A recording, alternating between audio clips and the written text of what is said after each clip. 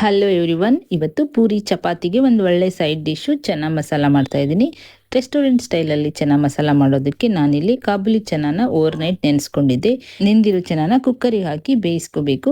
ಇವಾಗ ಬೇಯಿಸುವಾಗನೇ ನಾನು ಇದಕ್ಕೆ 3 ಈರುಳ್ಳಿ, 2 ಟೊಮೊಟೊ, 1 ಆಲೂಗಡ್ಡೆನ ಈ ರೀತಿ ದಪ್ಪ ದಪ್ಪಗೆ ಕಟ್ ಮಾಡ್ಕೊಂಡು ಹಾಕಿ, ನಂತರ 2 ಪಲಾವ್ ಎಲೆ, 1 ಇಂಚಷ್ಟು ಚಕ್ಕೆ, 2 ಲವಂಗ ಮತ್ತು 2 ಏಲಕ್ಕಿ ಕೂಡ ಹಾಕಿ, 1 ಸ್ಪೂನ್ ಅಷ್ಟು ಜೀರಿಗೆ ಮತ್ತು ಉಪ್ಪನ್ನು ಹಾಕಿ, ಎಣ್ಣೆ ಹಾಕಿ ಕುಕ್ಕರ್ ಲಿಡ್ ಕ್ಲೋಸ್ ಮಾಡಿ 4 ವಿಸಿಲ್ ಕೂಗಿಸ್ಕೊಳ್ಳಿ.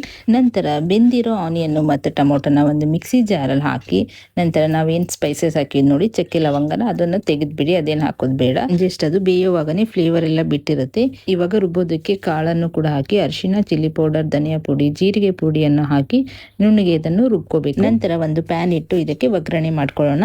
ಈಗ 4 ಸ್ಪೂನ್ ಎಣ್ಣೆ ಹಾಕಿ, 1 ಸ್ಪೂನ್ ಅಷ್ಟು ಜೀರಿಗೆ ಮತ್ತು ಕಸೂರಿ ಮೆಥಿನ ಹಾಕಿ, 1 ಸ್ಪೂನ್ ಅಷ್ಟು ಜಿಂಜರ್ ಗಾರ್ಲಿಕ್ ಪೇಸ್ಟ್ ಹಾಕಿ, ರಾ ಸ್ಮೆಲ್ ಹೋಗೋವರೆಗೂ ಅದನ್ನು ಫ್ರೈ ಮಾಡಿಕೊಂಡು ರುಬ್ಬಿರೋ ಮಸಾಲಾನ ಹಾಕಿ ಒಂದು 5 ನಿಮಿಷ ಲಿಡ್ ಕ್ಲೋಸ್ ಮಾಡಿ ಬೇಯಿಸಬೇಕು. ನಂತರ ಬೇಯಿಸಿಟ್ಕೊಂಡಿರುವ ಕಾಳನ್ನು ಸೇರಿಸಿ ಅದನ್ನು ಮಿಕ್ಸ್ ಮಾಡ್ಕೊಳ್ಳಿ. ಕಾಳು ಬೇಯಿಸುವಾಗ ಉಪ್ಪು ಹಾಕಿದ್ವಿ, ಉಪ್ಪನ್ನು ಒಂದ್ಸಲ ಚೆಕ್ ಮಾಡಿ ನೋಡಿ. ಕಡಿಮೆ ಅನ್ಸಿದ್ರೆ ಇನ್ನೊಂದು ಅರ್ಧ ಸ್ಪೂನ್ ಅಷ್ಟು ಉಪ್ಪು ಹಾಕಿ, ಲಾಸ್ಟ್ ಅಲ್ಲಿ ಮೇಲ್ಗಡೆ ಕೊತ್ತಂಬರಿ ಸೊಪ್ಪು ಹಾಕಿ ಗ್ಯಾಸ್ ಫ್ಲೇಮ್ ನ ಆಫ್ ಮಾಡಿ, ಬಿಸಿ ಬಿಸಿ ಚಪಾತಿ, ಫುಲ್ಕಾ ಮತ್ತೆ ಪೂರಿಗೆ ಒಂದು ಒಳ್ಳೆ ಸೈಡ್ ಡಿಶ್ ಚೆನ್ನ ಮಸಾಲ ರೆಡಿ ಆಗುತ್ತೆ. ನೀವು ಒಂದ್ಸಲ ಟ್ರೈ ಮಾಡಿ ನೋಡಿ, ಸೂಪರ್ ಆಗಿರುತ್ತೆ.